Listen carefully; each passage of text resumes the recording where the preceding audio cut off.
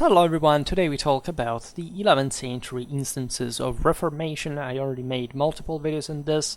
I'm glad to see that after all, the audience, for many reasons, not necessarily active, or at least YouTube works in a very strange way. Algorithmically speaking, mechanically speaking, it's not just about people's interests or whatever.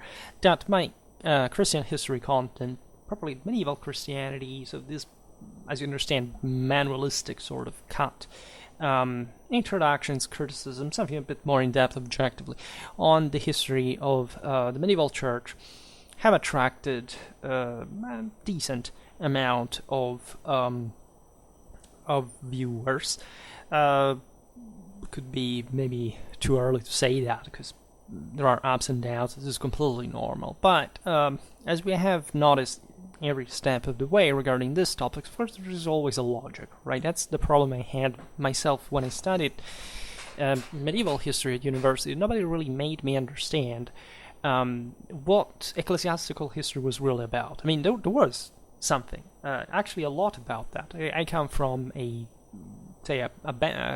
context, a background that, of course, attributes a great importance to these topics, but it often, reduces them to some sort of broader structuralistic approach. Well, this was a socio-economical, demographic issue, even when talking about the history of the church.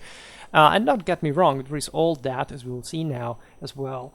But naturally, there were deeper implications, mainly political ones, spiritual ones, that are all one with it. Also, I noticed, especially as a military historian, when I realized from the other side, right, of the spectrum there, of understanding, right, that it's indeed difficult to teach a history about which most people do not really know anything because nobody really told them.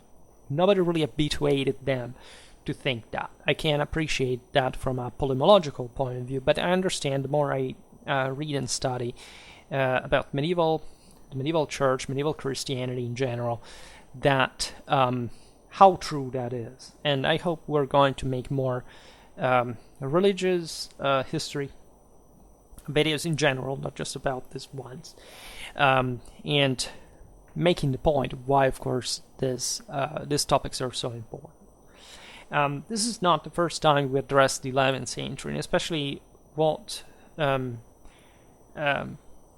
pertains to the previous part of the same, that is before the Gregorian reforms as such. Just the other day in the video about 10th century Catalonia, I was pointing out, talking about the future Pope Sylvester II, Gilberto Aurillac, how, of course, already during the 10th century, and starting even properly from the Ottonian reforms of the church, that the bishop counts, the popes fundamentally elected by the emperor, by imperial will, let's put it this way. It's a very complicated topic. I already addressed this as far as the Carolingians go, and it was sort of it's a swampy terrain in many ways, because it was for them at the time there would be an investiture controversy and the generations of warfare across Europe to settle the matter, not even definitely. So that tells you a lot what the point really was, but how, of course, there was a universal dimension that the church was taking on, and fundamentally how important it is, especially for the later Gregorian reform, to understand these ferments, and observing, by the way, that the reforms as we know, as we come to know them, in the second half of the 11th, the first half of the 12th century, were not really meant to happen, really. Even at the death of Gregory VII, actually, nobody really was sure about the fact that what he had done with the Dictatus Papa, etc., would have come to a broader accomplishment, fruition. It was something so discontinuous in many ways to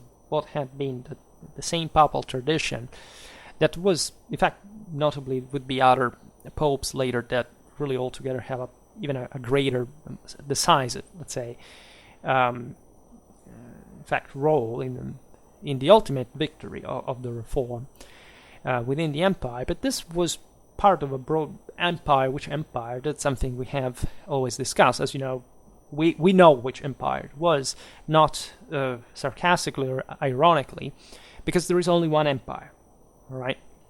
Surprise, surprise. You cannot have two empires. You cannot have two halves. There's only one empire universally, and this resides in the Paracletus. It's the Holy Ghost. It's divine grace and glory. All right, and we should think of that even politically and institutionally, talking about the medieval empire and empires, as we often term them, in slightly different ways. And as you know, I can't say I'm a Ghibelline fanatic, but as you know, I have a pretty marked interest. Just like these are the areas in which I specialize myself, even in the narrower boundaries. That, however, that took the form of that we conventionally talk about of the Holy Roman Empire. But the empire was a much more extended concept, and especially the one of the work of faith, that is true, the truly divine one. And so when we look at 10th, 11th century Europe, we realize that all the reformistic instances, just the wave that, if you want, the papacy rode in order to successfully affirm its monarchy, and the full spiritual guidance of Europe in a fully institutionalized way with the empire, etc. That had always been there, had yet to be defined. This is a normal consequence of it, but it did come from a sort of coming back, right, of a millenaristic idea that I have explained in a very old video, and then I think I re-uploaded from the back in the day, from new pictures, etc. That, as you know, is really not the story that on December 31st of 999, all the world stopped and everybody was praying because they thought the apocalypse was coming. But it was also a thing towards that direction. There were many prophecies, many ideas. Unfortunately, for this such an early of a time, we do not know how much we would like to know. We probably would be really impressed by the degree spiritual matters, in fact, mattered for the wall of Christendom, in spite of the fact that, as you know, the 10th century was basically the apex of fragmentation politically, and in part exactly because of this.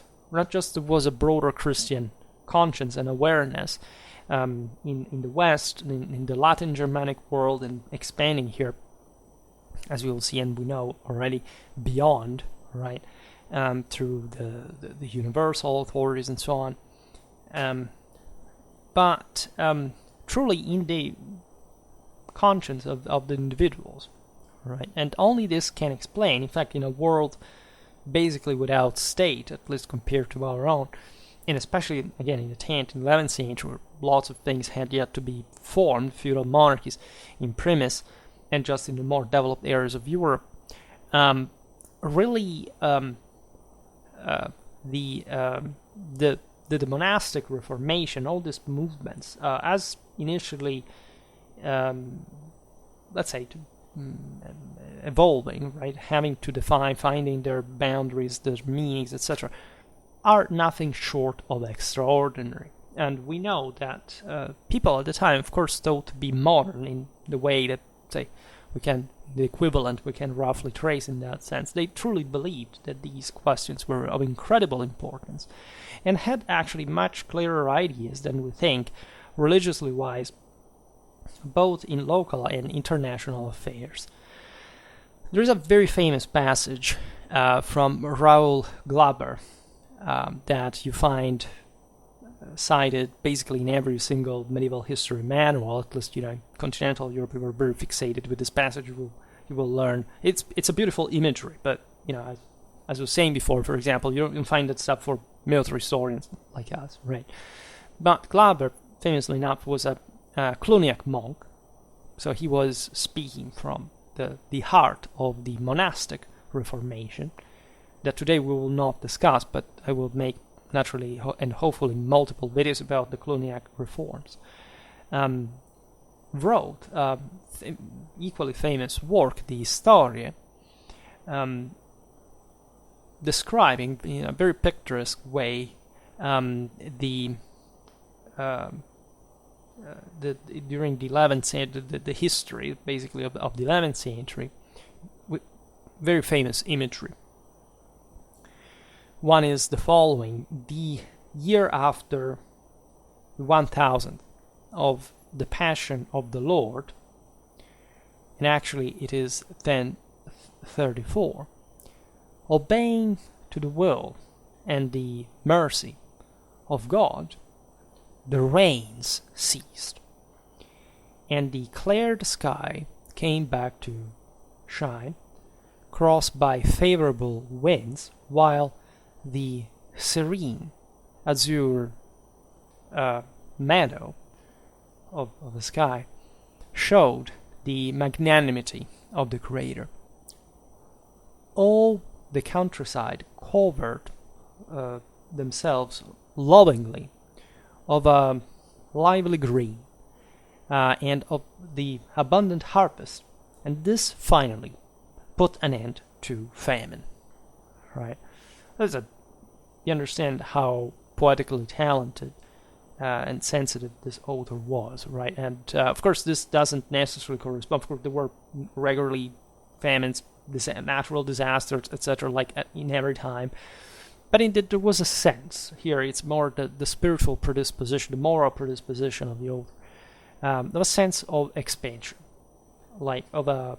This is a metaphor, if you want, as well. After the 10th century, known as the one, at least, of the Iron Centuries, the other is the 17th. The second invasions, all the issues that had struck Christendom, finally, right, these European populations were starting to feel, once again, the coming back of the empire traditionally meant divine power, the divine grace. And even before, the third year after 1000, that's the other passage that basically in all the world, according to the source, but we would add especially in Italy and in Gaul, people had competed in building and embellishing churches. And this is the most famous quote. It was as if the world itself, shaken off this past problems, wanted to despoil himself of his old age to cover itself of a white mantle of churches. They're beautiful imagery, right? Here, the actual European landscape, we do know that. Think about the Carthusians later, etc. It really altered. It was altered by the monastic reform, by the relentless work. It's an incredibly complex thing that I think we haven't even begun adequately to discuss on Schwerpunkt, if not in the videos about the seigneurial system. But the sense is that reclamation, deforestation, the rationalization of the agricultural work, people moving, settling, the system expanding, booming, truly, for medieval standards, and really to a degree that I can't recognize in relative terms in other times, in places, in history, all right? And the interesting aspect of Italy and Gaul being the protagonists, of course, of this revival is kind of obvious. We have talked really a long time and different videos about the sort of prevalent mentality in pop culture and the idea that the Western Roman Empire ends, the Dark Ages begin, and so what reemerges also later just something else, right? Also in terms of centers of power and more developed places, etc. This doesn't seem to have been the case in so many ways, and indeed the center of Western Christendom, surely in a modified way, right?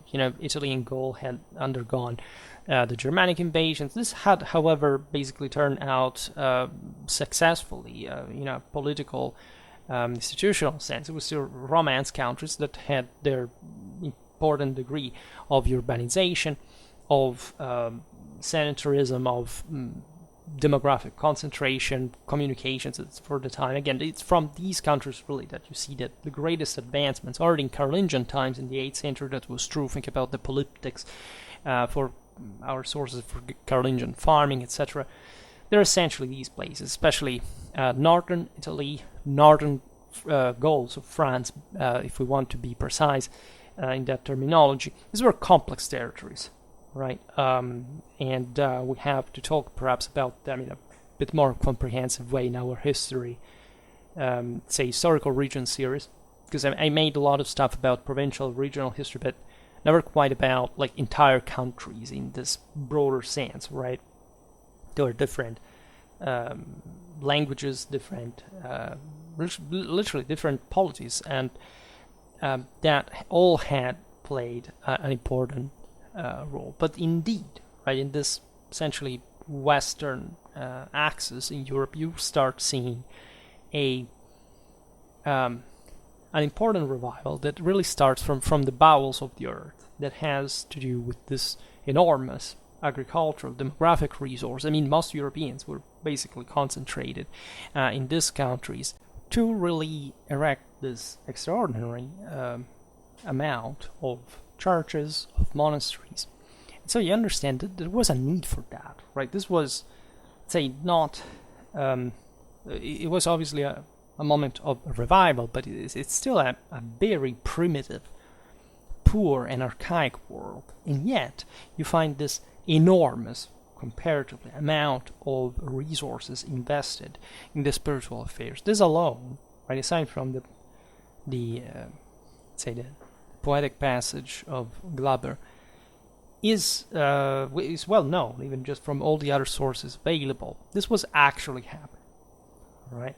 So this was sort of miraculous waking up, right? The beginning of it, right? The monk wanted surely to share with the reader, with us, his own way of feeling those times, that taking the goods and the bads seemed, however, as new, right? Because Glaber is not just an optimist. He realizes, of course, all the mess that was going on at the time in so many ways.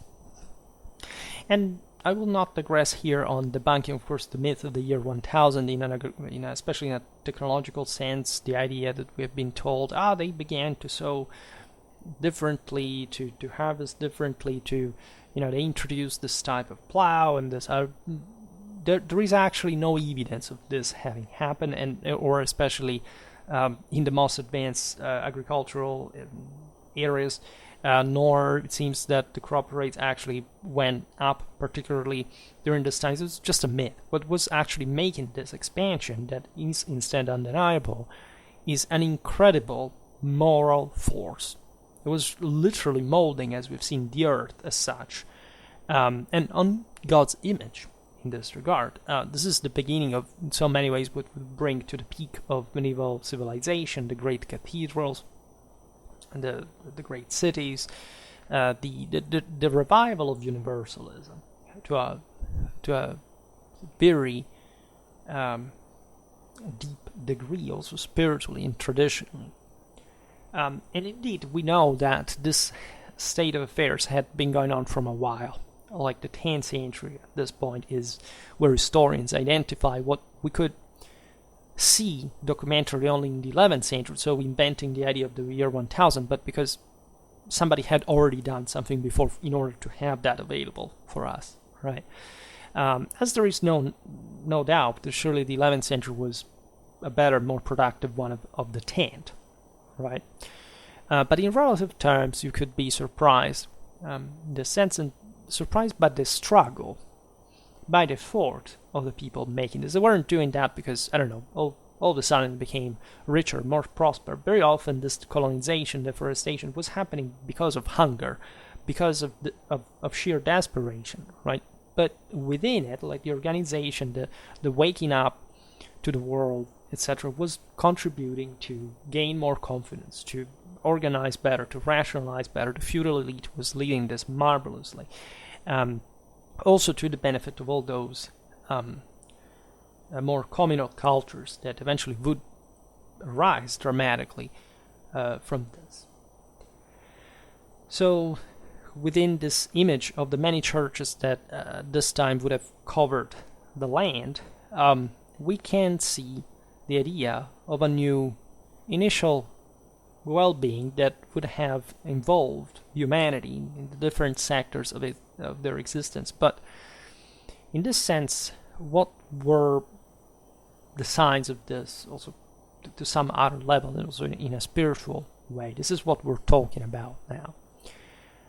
Naturally, there were contradictions, right? It's just comparatively, think about the 19th or the 20th century. Yes, we materially began to live in the single best way mankind has ever witnessed, but to an important cost. Not talking just about 2 world wars, the rise of fourth estate or anti-traditional nationalism and socialism. We're talking communism, of course. That's the actual ladder from the ancien regime.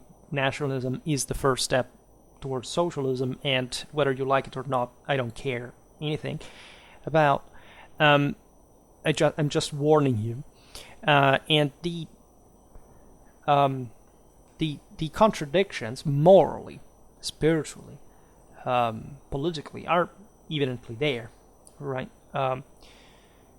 The religious life of this period must be taken seriously, in fact, into consideration. It was a moment of protest, of demands, of reform. And it's not so easy to understand exactly who was wooing here. Like, if you think about the 20th century, and if you ask a normal conservative or liberal today, well, on average, they will answer you that, yes, there are some bad things happening on both sides, but overall there was an improvement. And so, more or less, the world in which we live is allegedly better. One could debate that as well. But I think when we want to make romanticism about the past, we tend to forget how these things were possible out of sheer worry, desperation, of suffering, and things that today we do not experience, definitely in the same way, because our main problem is that we lost the motivation to get past our problems, and that's arguably the greatest problem. But that's not to make moral relativism about, say, the general, let's say, the earthly situation, because that's also the point. There is a dichotomy there, divine and earthly, and people at the time were keenly aware of the difference, but also of the intertwinement of the same in heaven and on earth, right? So we can list briefly some institutional facts, right? In the 9th, 10th century, there is basically has been the collapse of the Carolingian Empire, right? And so we have this, we have to cover it in extreme depth at some point. We already made some videos here and there, but I mean, the degree by which the private churches took over. I just recently made a video about Carolingian Italy in that regard, but probably the rise of the bishop counts, of episcopal power in general, especially within the cities, the patrimonial strategies behind these often private largely private foundations eventually were subsumed within the broader, in fact, the reform later, already in the 11th century. And these were overall positive dynamics. I mean, the collapse of the empire naturally had not been so, but the empire had collapsed simply because those who had it tore it apart to gain local prestige, and after all, the bases were laid exactly at this point from this very local, thickly local, as we've just seen, right? That's hence the white mantle of churches, having just already been founded from centuries, and just by ideally the initial Christian or organization. I mean, this is something that can go even more back in time, but we're talking mostly about this high medieval context here. It had largely contributed, in fact, to the stabilization of the system, properly at the local level where it was more deeply felt, right? So, again, it would have been better if they wouldn't had a need to do that overall. But as a reaction, given the system had already collapsed, or was collapsing, so that's debatable to the extent of responsibility, etc. But there were serious problems, and generally speaking, whoever was within it handled it in a way that, in spite of the overall sins of humanity, was trying to salvage something. And that was the case because the churches, monasteries were truly the life-saving connective fabric of high medieval Europe, post-Carolingian Europe. All right, if it hadn't been, just culturally, think about the uniformation of the script, and not just of that, but probably in the ways of preservation of manuscripts, their copying, their exchange. I mean, the monasteries especially had an enormous relevance, right? We have to be extremely thankful to the Benedictines of the 6th to 7th century, but in this post-second invasion, this second invasion period, post-Carolingian times, we have to be extremely thankful to these guys that eventually come out of this system later and say, well, we have to reform the system as well. It was deeply felt that the system had emerged out of an emergential system of some sort where the private connection had been necessary, but that now required a greater order, a greater discipline. It is, after all, what already Charlemagne and Louis the Pious had envisaged for the empire, because there could have technically not been an empire without this more stable, permanent, organized system. The church was the only one institution in Europe that could provide with that stability at the time, and so the more enlightened Carolingian rulers had tried to save their state through the church. This failed because the business was mostly a lay one, but still the church did survive to an extent that managed to back, in fact, the lay power as well. And at the exchange of something, given that the aristocracies involved were all sort of intertwined in this regard, and this was the main problem, the problem of purity, the problem of morality. Who were these people? What kind of religious lifestyle really did they have?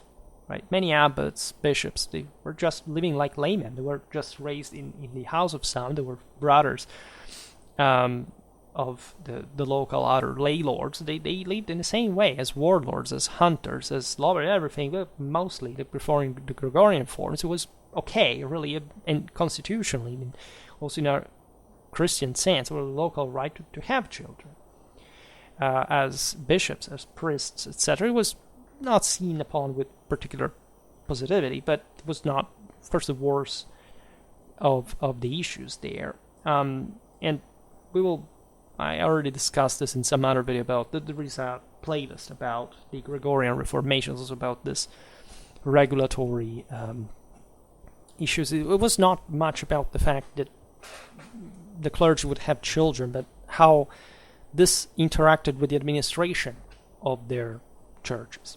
Right? This was the most particular thing. If you wonder where the Gregorian reforms came from, that, yes, let's say chastity was seen in sort of higher theological sense, but very practically, because this is also what the history of the church really is.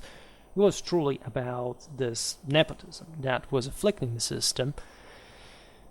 And it was not nepotism even alone, but again, we can't quite deal with this all in one video. Just know that there was more discipline needed in so many ways in order to make the system function, especially when the church wanted to compact under a single rule. Just like the empire was trying to do. After all, this is in state building, the feudal monarchies, etc., exactly what was happening, but without the peculiar characteristics of the church that, remember, does not belong to this world. It does not. And so so to the point that it does not belong to the empire either, right? That's yet another point that is often forgotten. That one thing are the geographical boundaries, the other are the metaphysical ones. Papal states do not actually belong to the Holy Roman Empire. It's really the people living in lay dependency, according to what extent also the papacy has acquired his secular control on them, that really makes something owed to Caesar and once owed to God, right? To the emperor, to Saint Peter, if you prefer. And so that's yet another topic we have to come back on, but there is a papal history playlist for it as well. It's one of the most interesting, telling the truth. One of the most underrated. The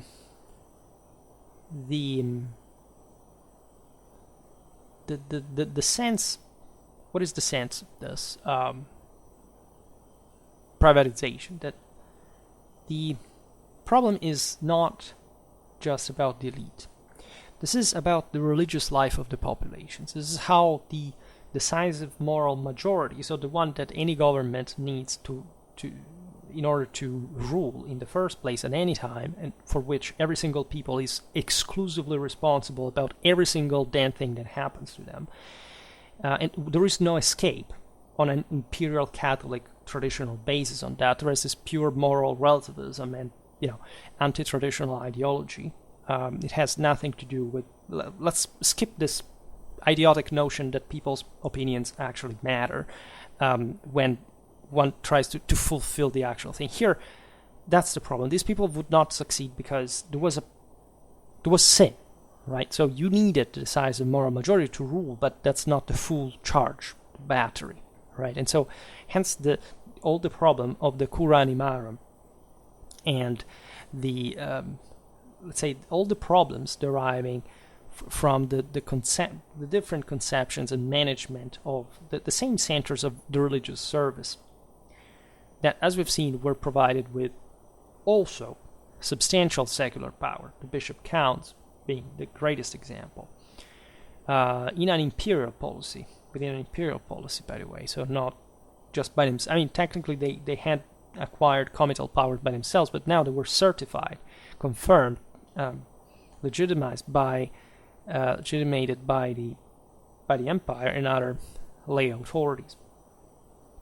As a consequence, there was also a tendency to secularize the churches, right? Because the monastery is something else, right? That is, let's be honest, the secular clergy, the bishops never, and the monks never really liked each other. There is all an underlying tension between the two, because there is something severely different about the ways these people choose to deal with evil in the world. They are mutually supportive in this, so it's not that they were like cats and dogs, but there are different cultural implications. These movements are starting to manifest themselves within the cities. So the idea is that some churches were episcopates, dioceses, were subtracted to the canonical system and subjugated to the seigneurial dominion, right? It could have different implications, because technically this could be a lay power, but it could be even a monastic or ecclesiastical seigneury. There were monasteries in the heyday, like, 13th century Fulda, that were documented having like 20,000 men at arms in their service. Bishops were clamorously powerful and warlike in many areas of Europe. The laymen, of course, wanted to maintain their grip on the systems, and that's hence nepotism, right? These guys were related to one another often, and it was really normal. But the political implications of this were noticed, and there were different actors now that wouldn't quite let that happen so easily, for all a series of reasons that we will exemplify now.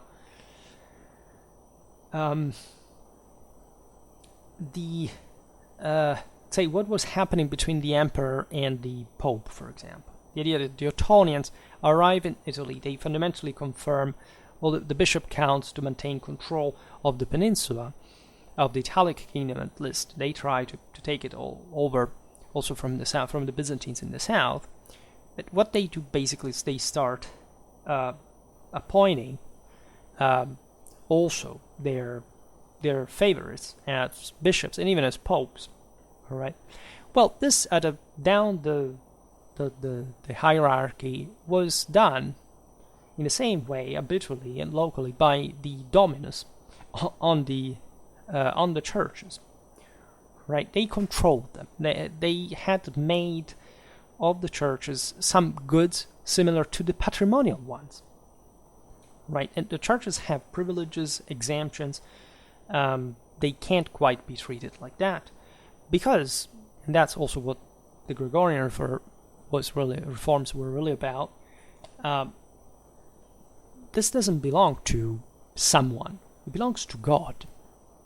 And there's a radical difference between the two things. And it's not to say that the empire should not be protected by, that the papacy shouldn't be protected by the empire, so the Church of Rome, protected by the Roman Emperor. But the degree by which this wouldn't go the other way around, or at least, the degree by which the papacy was essentially to set the standards for which the emperors should have abide, was another issue, and it could easily be flipped, as you understand. The problem was starting to originate now, because this society was beginning to be so advanced, and especially in these areas of Europe, that a hierarchy was needed, and as a consequence, there was also a fierce competition for reaching the top, right? And defining the boundaries, defining the limits, the prerogatives, etc. All right. Hence, the great sins of the time that resonated throughout the entire Reform period and beyond. This had been a problem also in previous Christian history, would be later still. The simony and concubinate of the priests, sins that had spread more with the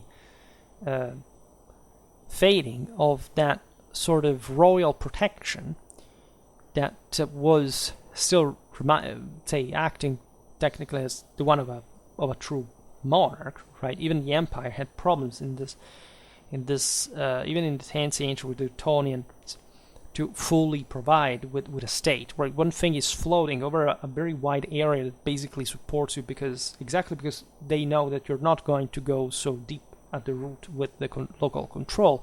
Another thing is restoring that Romano-Germanic domain, right?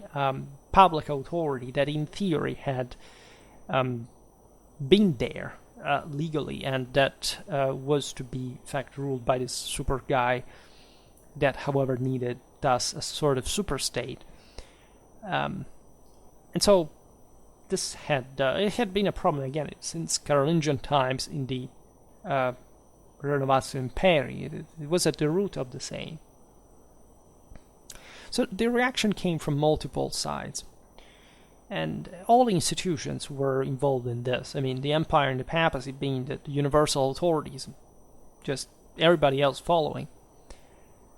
So there are radical views about this. The first one stemming, given the reformistic instances, from the same Christian lifestyle that we have observed I think I'm very satisfied with that video I made about Peter Damian, but we still have to talk about the broader context of hermitic-monasticism that was particularly effective in some areas of Europe, and including especially these ones, that more or less a great part of the reformistic papal entourage came from areas like central Italy, and it had to do with this hermitage experience, right?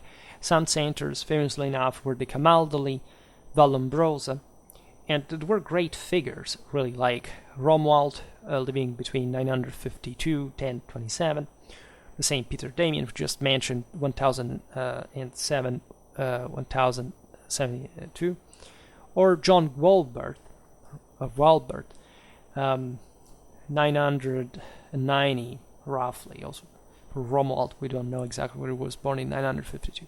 But in case of Walbert, at least the death is certain 1073. And these figures were particularly important because they were not addressing, and this is the problem with monasticism in general, that it's difficult sometimes to explain to people, really, with the withdrawal from the world. That's at least how the monk has been, say, presented to us, aside from Chaucer's, let's say, tales, and sort of the sense of, I don't know, this slightly populistic and hypocritic monk drinking a bit too much wine, and those kind of figures that are also seeped a bit into the in the reformistic, the anti-papistic sort of vision. And these guys would talk to the institutions. The fact that they isolated themselves was a spiritual preparation for the coming back to the world, given that the monastic ideal was imitative, not just of Christ, and the monastic, in fact, monad was, say, modeled on the heavenly Jerusalem, but this had to offer a model for the world, hence the white mantle, right? This thing was replicating around, and the sense was that people as well were feeling more, we're just more aware of the spiritual needs, right, and standards. And here literacy is increasing. The urban centers are becoming more instrumental in this sense. So it's also not a surprise that these monks were so active at some point as arbiters. We've seen it with Peter Damian in great cities, in great centers of churches, but also of lay power, and answering questions. How do we cope really with all the tensions, all the problems, all the temptations, and especially the city come at us, and you that have had that religious experience should provide us with an actual These were, in many cases, jurists as well, so they weren't really strange, people roaming, in the wastelands, etc., and just coming back. No, they were people who studied a lot, who were some of the single most learned individuals of their time. They resolved legal controversies. They had major responsibilities, properly in the ecclesiastical administration, were papal legates. They had international diplomatic. So the background, you see how deeply intertwined this hermitic monastic background really is with the world at the end of the day. So the question is also, there is an aspect, by the way, last note on this hermitic monastic concept, is that this is finding for an answer that is naturally seeking some qualities that people shouldn't simply expect to have from the authorities, right? They're teaching people to have faith in themselves, basically, and so and as much as in Christ, and so to take matters in their own hands, and or at least knowing how to respect authority, but exactly through the role, the functionality that this has for civilization, which is a very different concept from, say, anarchy otherwise. So there is always a hierarchy at the top of which there is God and the universal authority, and thus all very rigidly defined ladder where you must be extremely aware of where you stand, even if you want to rise that up, because some of these guys really did, even from relatively modest backgrounds, and this was also one of the great changes at the time. There was merit behind this, of course. So the question is, and this is relatively more difficult to answer, what did the believers in general feel towards this reforming instances, right? How did these translate into their religious conviction, in their behaviors, right?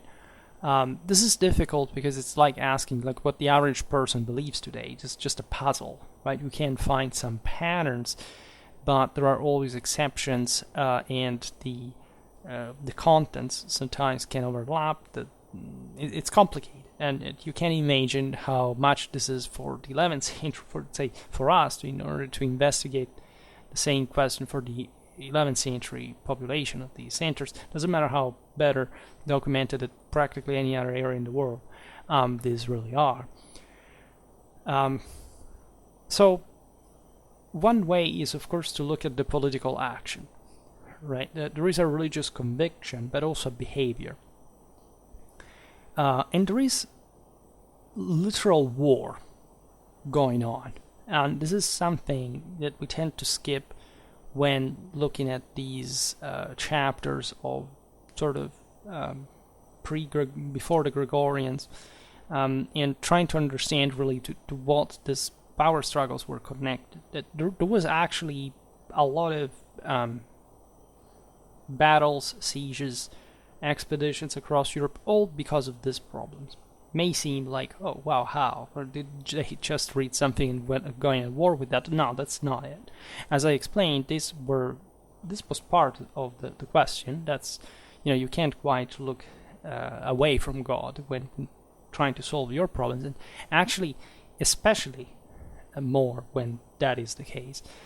But again, there is politics, there are institutions, there are people, there are communities, there are cities, there is money, right? So that's all how it really goes. There are parties, right? It's not differently from today. We weren't just thinking about God, we're thinking about how God connected with the actual powers that existed at the time. Today we don't really think about that. It's not that you're looking at Trump or Biden and saying, let's find the one whose side God is, right? Nobody literally cares about that, nor they pose themselves the question, and that's also why we come up with having things like Biden and Trump, and it's part of the issue. At the time, there were much more violent things going on the skin of actual people in the actual major centers of powers in the West, and so things were felt, much deeper way than anything we can imagine. Again, there are. I must say this, that studying history is beautiful, but sometimes it overwhelms you with an enormous sense of sadness, right? For the realization that albeit these people believed that, of course, as I was saying before, they were the present, right? They had expectations that were mostly frustrated, like just our own, right? We think to be here and we can't fix things, but then the world goes on, and very often everything. It's not that, of course, it must pass, but it ends in ways that shouldn't, really. But that's the aging of the world, that's the sin. And people knew that. They thought, objectively, that things were going worse after all, in spite of the fact, as it often happens, even when things actually go better, materially speaking, and perhaps especially so, that actually there is a lack of standards, of moral standards. You see, we do live in similar times, after all. It's easy at a point to draw comparisons. We've done it for the videos about the Cathars, for example. That's very easy. Because they literally believed in the same ideologies. Certain groups today do, and that, I understand, had always happened, had always existed at that point. And so it's easier, in a way, to, of course, look at those places where the clash is tougher. Right, where it's more exasperated, where historically we can trace better these tensions. And it's obvious for every single chapter about the reformistic instances of the 11th century to talk about Milan and the Pataria, right? We'll not digress specifically on all the implications, but it's important to understand certain key points about this movement. Why Milan? What is the Pataria?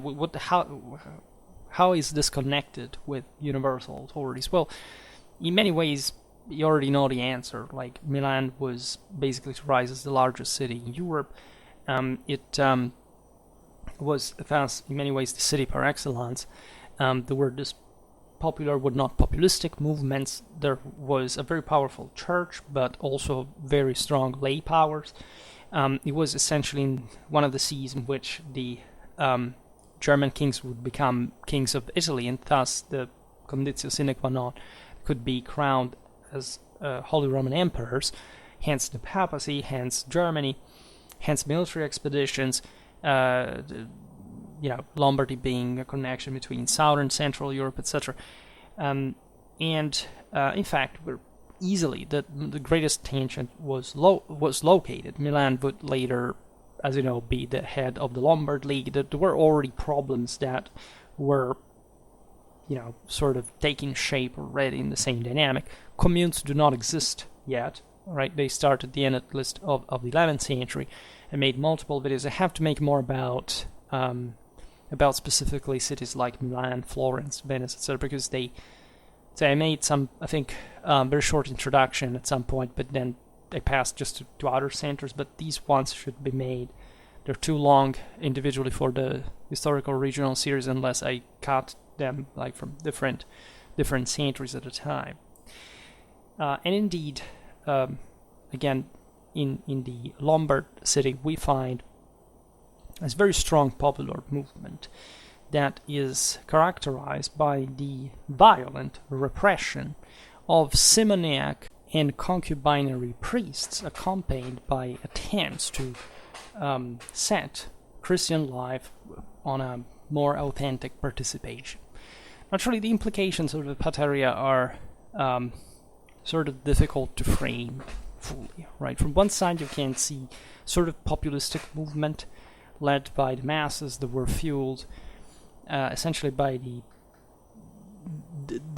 and that's the point, but it's how always it happened in history. It's a traditional society where you have hierarchy, namely the laymen of the city, the knights, the milites that are aware of the power of their city, which are co-opting the masses, their clients, against those clergymen that had been appointed by the emperor, through this sense that originally, because this is how the Gregorian forms were born actually, the sense of purification that the Ottonians had used to justify their manipulation of an appointment of the clergy. The church must elect its own officials autonomously. And the emperors at this point had simply come to say, as other lay powers, I will appoint, as we were saying before, whoever I want. Or I will at least influence dramatically the election and all this stuff. So, in many ways, this was a struggle, actually, between a more powerful estate and the, in part also foreign presence, like the Germanic one could be, doesn't matter how close the relations with Lombardy would also remain historically to a very interesting degree. That's also another thing that we tend to forget all the time. That in the German diets, it was, not strange actually to see Italians and to participating, and especially the Swabians early on, before even the wars in Lombardy, counted on, because we have some documents of this, when basically receiving tribute connection from the cities of the empire. They had a large part of southwestern German cities, but the others were Lombard ones. And you realize that basically other regions, even within the same Germany, were not as relevant in that regard. And that's obvious given the imperial policy as a whole than Milan. So you understand that the cities like Milan. So you understand how relevant, after all, such connections really were. Consider literally that cities like Pavia, Monza, etc. were, in this sense, all the center around which imperial authority orbited, because without the support of these centers, you couldn't get the Iron Crown, so nor the imperial one in Rome. You understand where war would break out from. And this was not just about Lombardy. This was about the fact, as it would happen during the investiture controversy, that if as a pope I excommunicate you as an emperor, half of Germany will be against you automatically. And so the whole thing followed. The same goes with Italy, telling the truth, because it was full of imperial partisans that also were just playing their own cards, right? And lots of crossing over and all this stuff from all sides, and that's still, again, we are in the 11th century. That's how politically fragmented the system really is. But as a whole, and this is interesting about these movements, you understand that there was a sort of, again,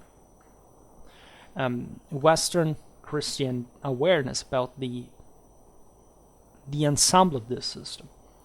That's something we tend to forget constantly, because, again, the Middle Ages are sometimes used, again, in an anti-imperial Catholic traditional sense of, again, it's the history of our tiny nation. It's not about the great history of universalism, of the Holy Roman Empire, of the divine mission of man, etc. No, it's about thinking, pretending that you had a space because you existed more or less as a country at the time, and so you had just to grow for the rest of your life paranoid about pretending that you were better than everyone without knowing anything else about what was going on in Europe.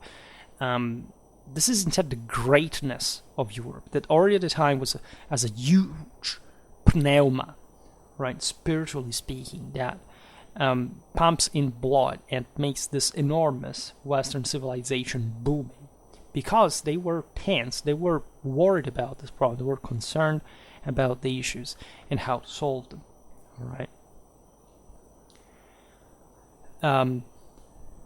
So Pataria, by the way, it's not, convenient, the etymology is not that interesting, but as you know, as a movement, it was promoted and guided by Ariald, that was a deacon, that is to say, essentially a guy not from the major clergy, coming from a family of rural landowners, and provided actually with a solid cultural background, acquired also in non-Italian schools. I mean, the latter were the most important definitely around, especially for this lay education that was needed to run the cities, etc. But we're talking about, again, people of very interesting profile. And it has, this movement has a phase, different phases. Between 1057 and 1066, you have the beginning,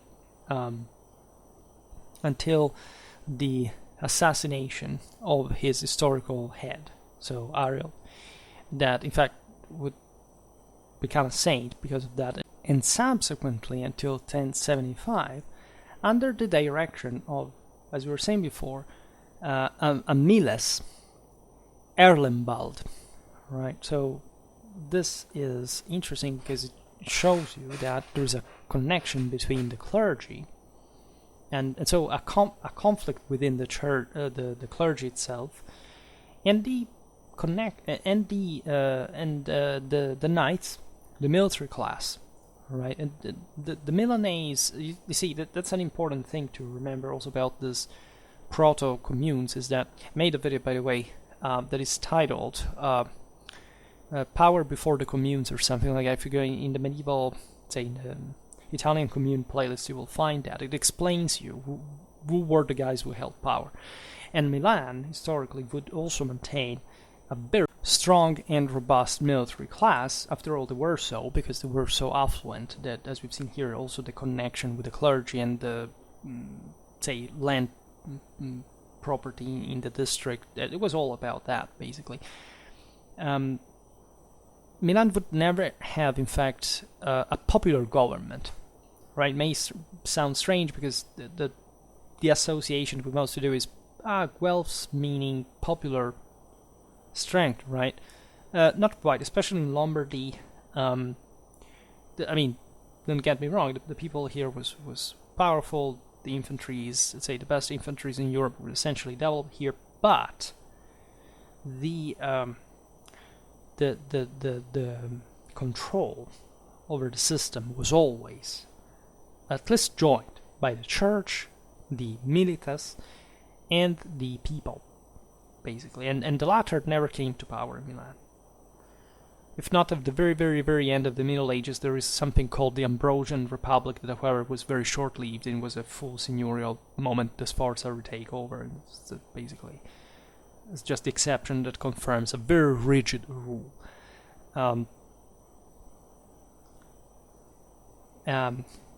And so all these movements, as you understand, were connected with a sense of imperial Romanity in many ways. I made that video about Cremona, for example, is another Lombard city that shows you at this time, we're in the same years at the time of Henry IV, here the Gregorian reforms are kicking in, etc., where these Lombard knights were so bold to simply strip, the imperial golden sphere that was given as a tribute to the monarch, and taking it for as a dowry for actually their same wives, right? And that is interesting because there is a violent sense of challenge based on the idea that these guys can rule the world.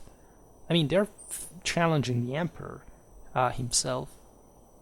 And so, given that, as we know, the imperial Catholic tradition revolves exclusively around this, that is, from one side, you can see this in the clergy, like this spiritual renewal, training, ascetic preparation, etc. But from the other, the same knightly one, the doctrine of self-sacrifice in holy combat, actual warfare.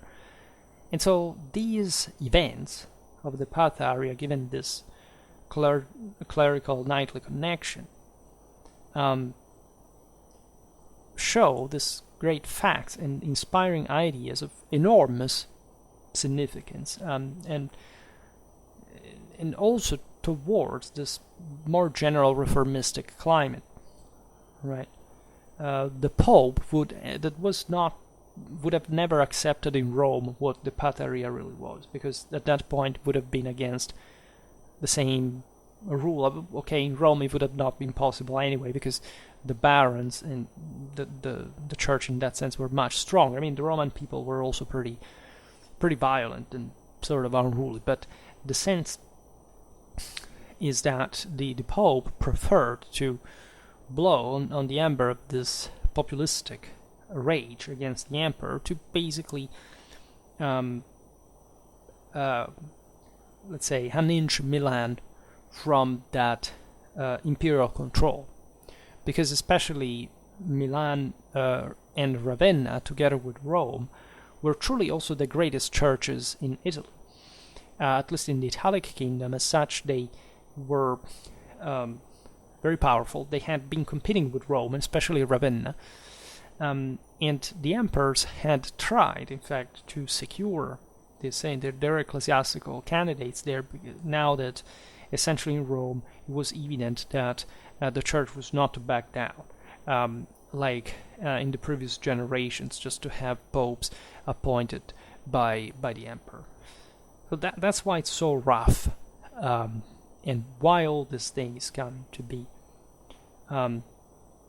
You need a formal papal approval in all these dynamics. The same Pataria is actually recognized by the church, right?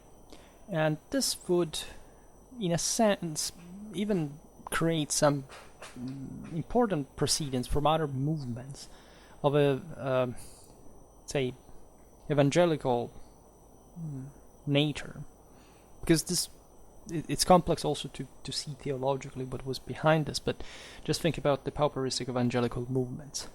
Just the other day we made a video about how,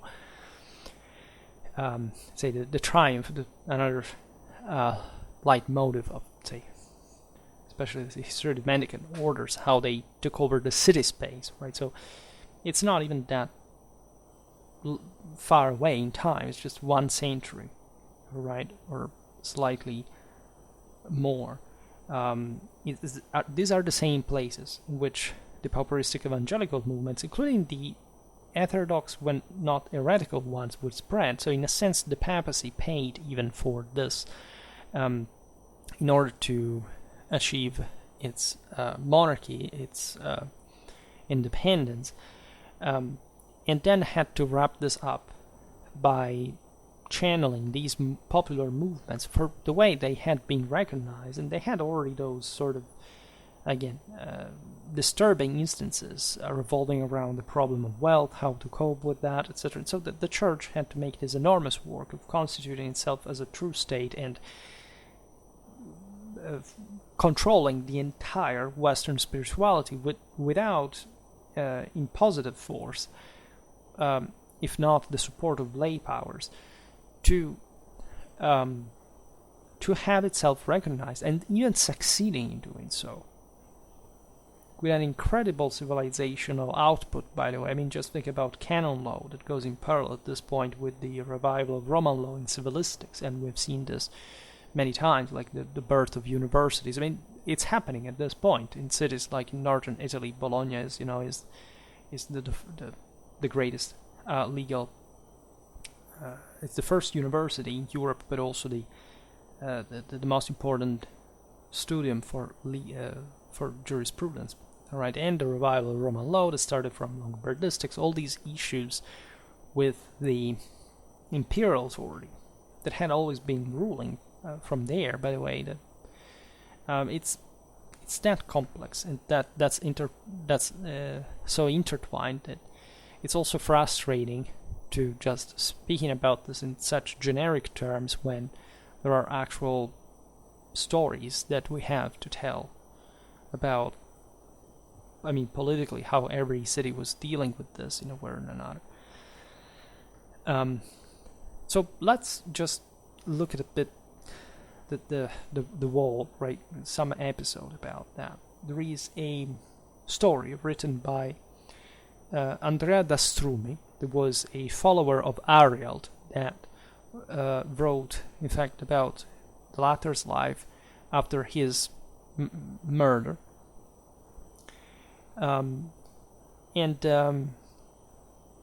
The deacon, in one of his preachings, defined we're talking about Ariel here, according to Strumi, the duties of the clergy, the monks and laymen, all alike, concerning the common commitment of reformation and of battle against the Simoniac heresy, instituting a order of successory intervention, for which, if the clergy remained silent, not only the monks had to preach, but also the laymen were essentially called to exhort each other mutually to defend themselves from that literal illness. Right? This is the Vita Sancti Arialdi by Andrea da Strumi. There's a beautiful passage here in Latin, says, Si enim hii quibus est scientia officiumque predicandi commissum, quellibet ex causa tacuerint, non solum continentes, quorum predicatio tanto esse debet liberior et veracior, quanto constat, quia sunt ab omni res seculari expediti et sacre legis meditatione assidua ed octi, verum etiam vos qui estis idiote ignarique scripture communibus verbis quibus valetis indicem vos cautos ab ac nequitia redere debetis. So in other words, if any one of us is failing, and this is happening also in across the spectrum, say between the layman and the clergy, everybody has to be clear about it. Right, there is no such thing like ignorance as an excuse. You must be vocal, right, about what's going on. And this actually shows you this is an interesting side of the story, because when you think about the 16th century Reformation, you realize that everything revolved aside around, of course, similarly interested reasons, let's say, but of course it had more to do with, let's say, how much can actually be done, right, by man in terms of works, and they were basically checking out entirely in this sense. Here, instead, you find that this movement, as dangerous even in a way, was actually telling to sustain what was the imperial Catholic tradition. This is not to say they didn't have to criticize the church, as they did, but they would never dream to break it down, to make it fall. Like, one of the most interesting things when you study medieval heresies at large is that hardly any of them thought not to be true Catholics, and hardly any of them thought that Rome must not be the only and sole center of the world.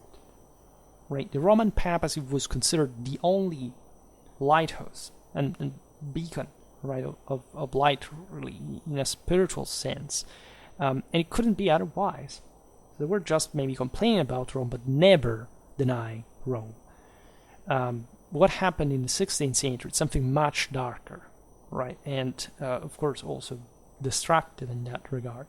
Here, everybody was firmly aware of the fact that there was no other way but through the solidity of the church entire, because that's what Catholic actually means. Always think about this comparatively. Never think this just in the box of, again, this is the 11th century chapter about spiritual issues that are boring. This is an incredibly important thermometer to measure literally the intensity of spiritual strength throughout the ages. Remember, Rome had conquered the world entire, both with the empire under Augustus, the peak of that with Christ himself.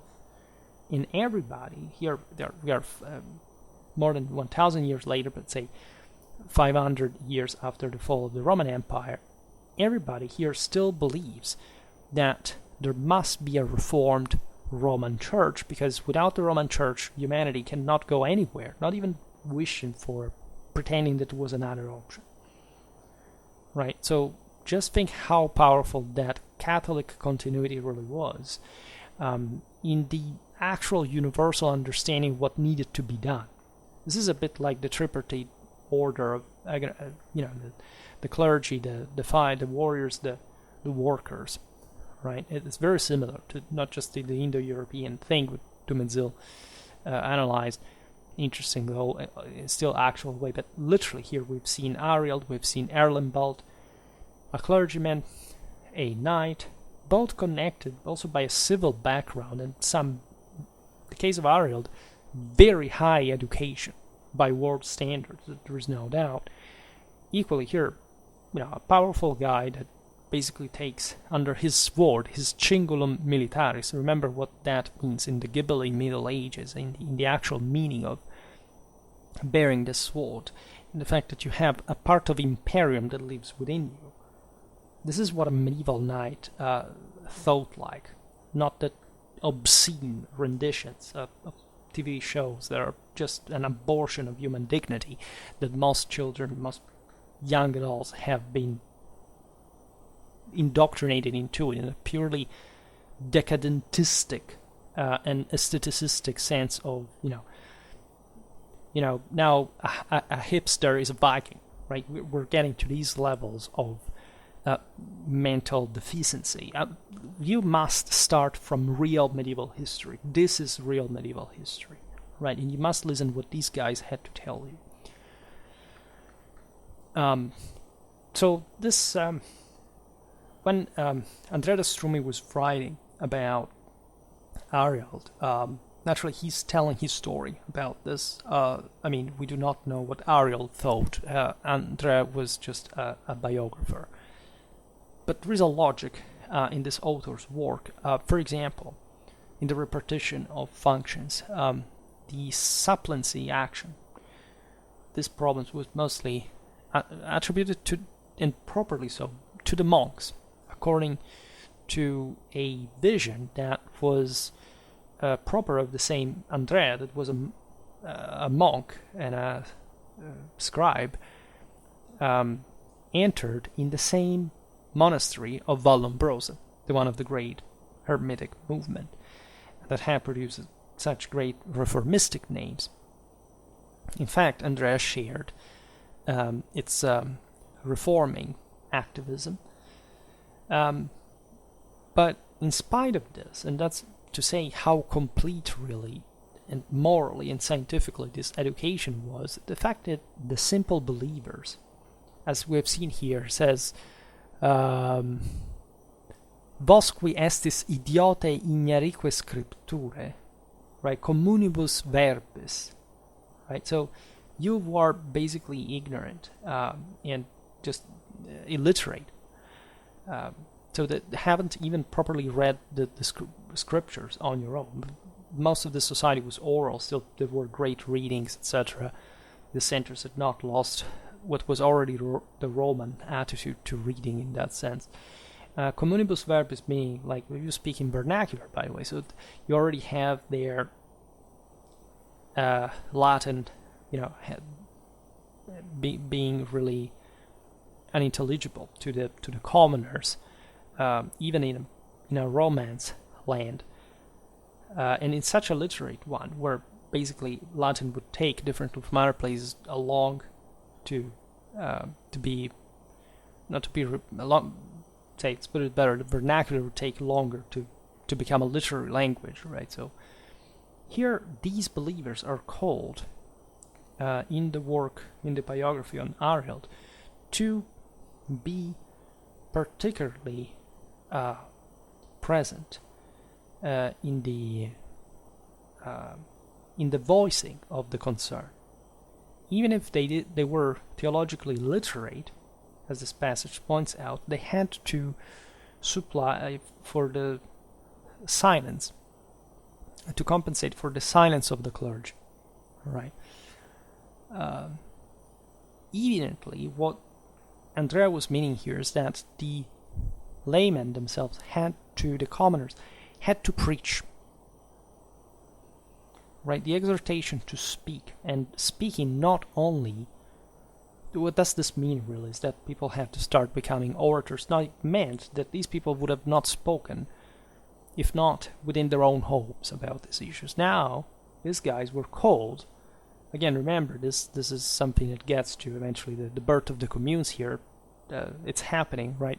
These guys are truly seen as citizens, and citizens in arms, I would add, which was the real foundation over which the Italian communes were founded on. That in the full Romano-Germanic tradition, these people had remained free during the Middle Ages as citizens, and that went along with the right to bear arms, right? So it's the idea of power coming from wisdom as well that is, you can here comment again about the fact that, of course, individually, the single commoners were not as relevant as this great monastic figures, nor as a knight, of course. But even militarily speaking, knights wouldn't go in battle without their infantry.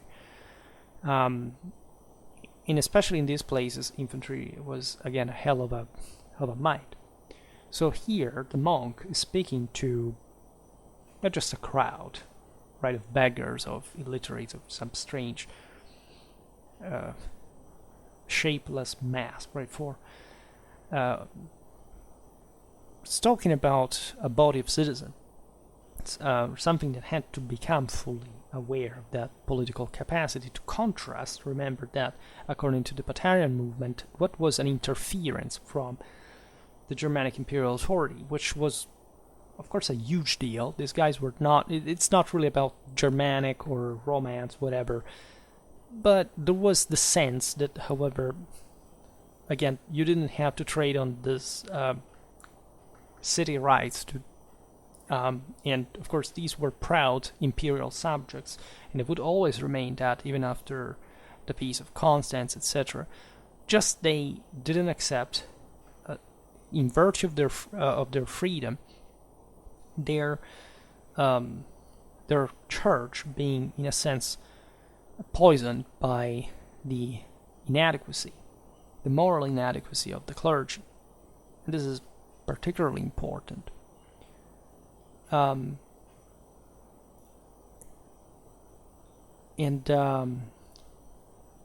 This is happening while blood is running.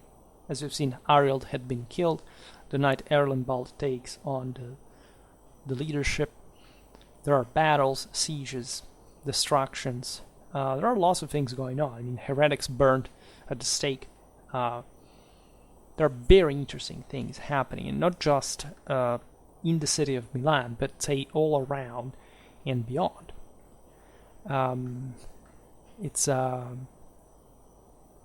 We are lucky to be fairly well documented about what's happening here, but if you look at Languedoc or the Rhineland, you see similar things, because these were the most developed centers, but also in Tuscany. So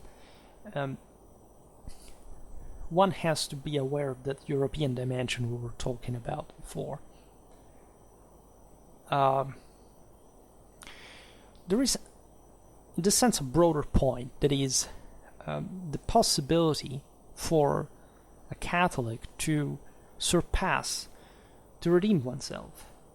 Right? We see in this growth, also in the Pataria, that is still pretty turbulent and whatever, certain spiritual ferments that would actually have a positive impact on the quality of religious life. I mean, some would be detrimental, let's be honest. There is always a sin that you can't quite escape, even in a good deed and accomplishment to from actual wrongdoing. But if you think about the power these communities would acquire, and the fact that still, as we've seen, they frame themselves in a fully imperial Catholic tradition, both spiritually and secularly, you may want to appreciate that, this spiritual tendencies, even of these commoners, had a significant impact on the development of the same Western civilization. It's about the struggle against power. Here, it's that my channel supports hierarchy at so many levels, but the hierarchy must also be strong enough to sustain the push from below, right? So this is not to say that I'm not a great fan of the Patarias in a broader sense, but I do believe that, of course, those who were ruling these people, and that would eventually go on to establish the Commune of Milan, and generally speaking, having that saying in imperial affairs, even having the guts of standing in the way between the emperor and its universal ambitions, had to do with this sort of still spiritual standard. I mean, if you're the emperor, you can't fail. If you do, it means that what you did was not enough to be the greatest universal authority, and that's a bit the problem of the entire Middle Ages. I mean, the Romans accomplished that, and then they decayed themselves. As you know, the medieval world is basically what has been salvaged after that ecumenical order, but never fully achieves that complete unity, and in the modern age everything collapses, right? So other things happen. There are other empires falling and rising, but of course it has nothing to do with the ecumenic empire, with the Catholic Empire as a whole, right? There are backs and forths. The Holy Roman Empire goes on, but in fact it's what we call the Holy Roman Empire, as if this had not been truly the only empire, and of course there were other powers around that in a way or another were practically not under that control.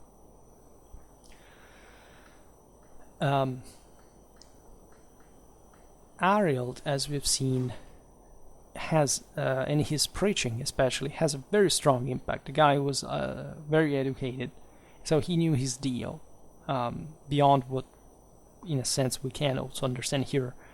The Strumi gives us like a glimpse, of course, of his beliefs, but we don't have fully, an interview with Ariel. So, but perhaps the most important aspect of this is the centrality of Christ. I mean, obviously, it couldn't be otherwise.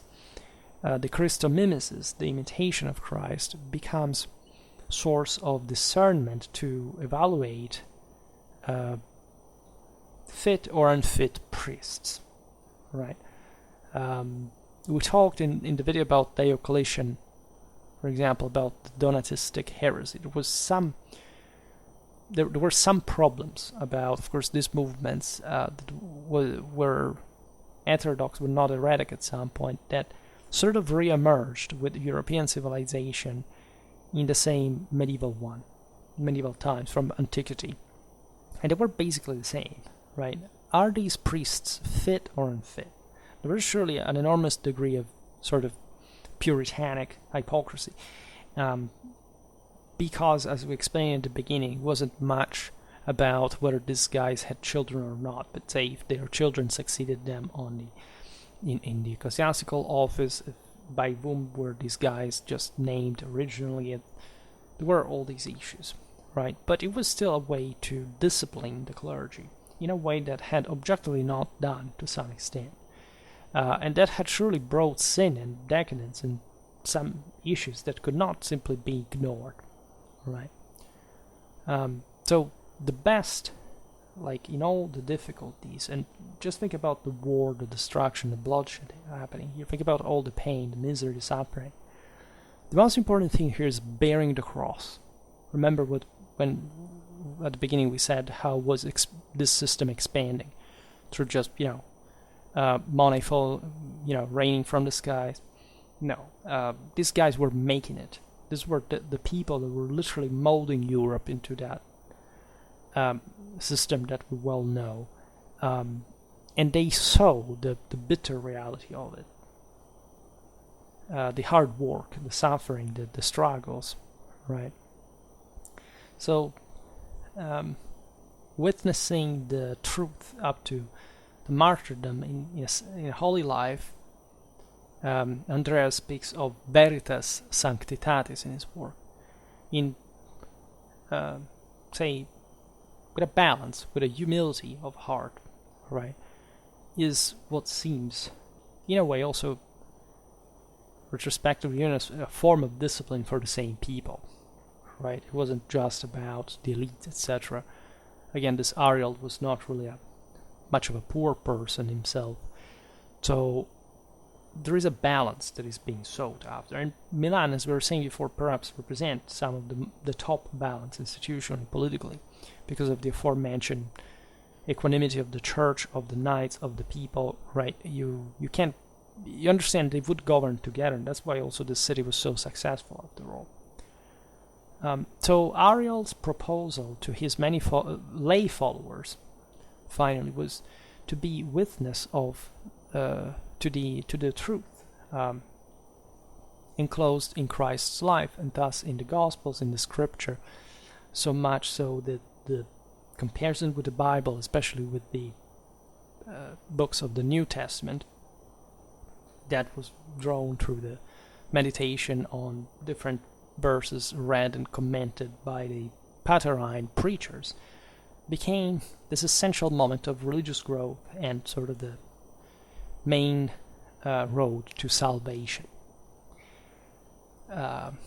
It's a comforting message because that's exactly what faith is, right? There's a beautiful encyclical by Benedict XVI that highlighted this, the Pope saying literally that, there is a tangible safety, right, in faith, which cannot be distinguished from hope, really, to some, at least to an important extent. And in this sense, when you think about your life struggles, the need to vow to Christ, the need to give something in exchange, saying, I want to surpass this moment, provided that I'm actually going to have a real, change in my life. I'm going to be better. I'm going to bring this world to a direction for which I want to be better myself, right? This is one of the most important events in somebody's life, and unfortunately we don't have always the chance for doing that. I mean, we always have, don't get me wrong, but it's hard, it's difficult. There are things that come our way exactly in the moment in which we thought we could be better, and instead we fall. We don't understand that, and it's difficult, and that's where the idea of taking your own cross is perhaps the most important. It's perhaps the only way you can really solve your problems, because if you really help yourself, God will help you. and that's always a great challenge in anybody's life. So what Andrea de Strumi was writing about Ariel's life naturally doesn't mean that all the Patarians at all. Again, I don't have instinctively a great sympathy for the Patarians, but we must recognize, as always, again, that there is a difference between an enlightened minority and some more problematic majority. You have many believers. You have the layman Nazarius that recognized in Ariel's preaching a truth. Again, Ariel would be a saint eventually, and a martyr, really. So a truth that was understandable not just for the sapientes, like me, the same Ariel really was. By sapientes we mean the learned people. So those who were at some point even being criticized because they were very powerful, they were educated because they were clergy, but again they indulged in simony and these other issues, and or had not.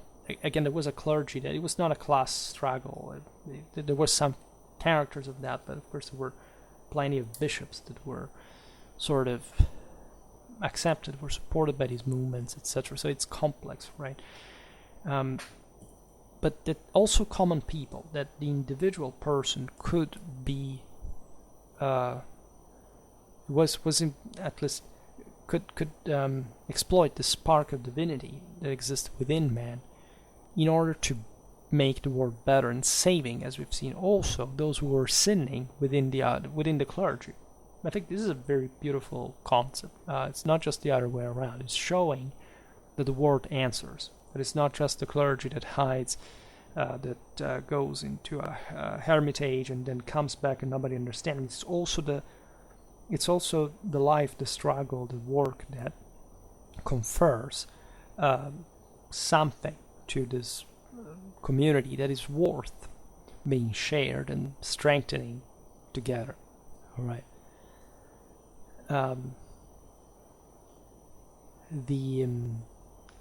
There is also a contradiction in this movement, right? The same Patarians were not immune from this client power sharing of some sort, right? For example, Ariel himself was gifted with a church by a private person.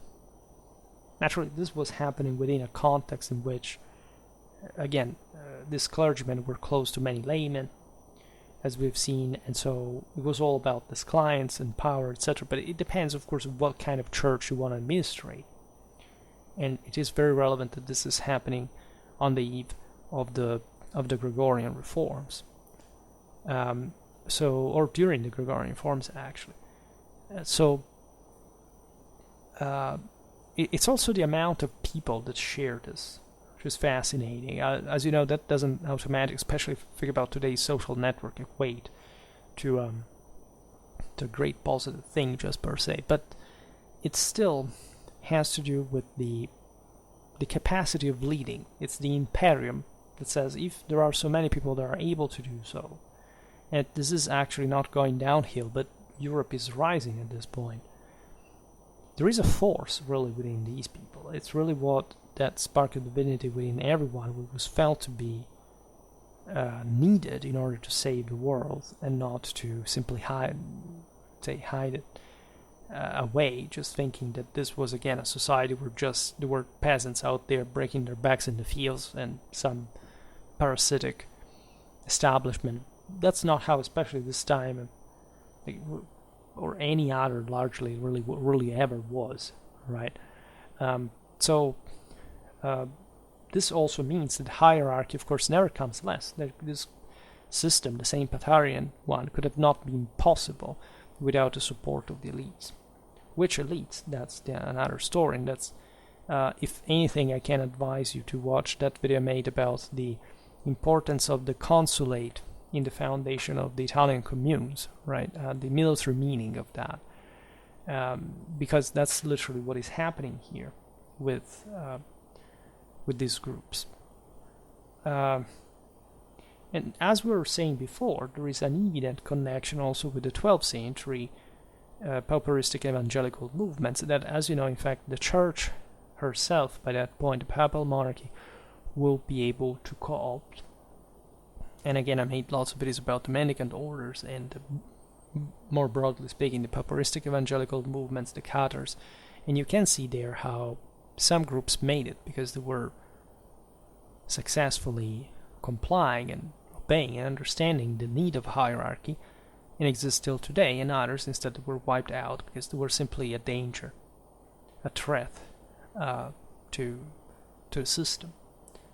And if they had been successful, the empire would have gone to them. They would have triumphed. Instead, they lost, also pretty miserably, and also in a time in which they actually had an enormous advantage, materially. I mean, enormous advantage, let's not exaggerate, but I mean, in some areas of Europe, at least think about the Albigensians, etc., aside from who was actually a Cathar or not, but let's say there were some, in fact, political issues mixed with that you can't quite unsee when you want to study the story. And so you realize it was always a sort of erosion of the Catholic principle rather than a way to simply fix it, right?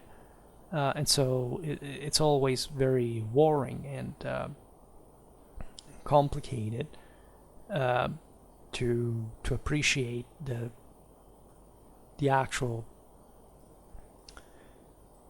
historical accuracy, like to make the work and all, but it's also a way to test yourself and wonder why these things happen. And the closer you look at that, these things, I'll tell you this, I've never really met anyone who was explaining these things yet, right? At least I have a surprising amount of leftistic scholars that study religious history.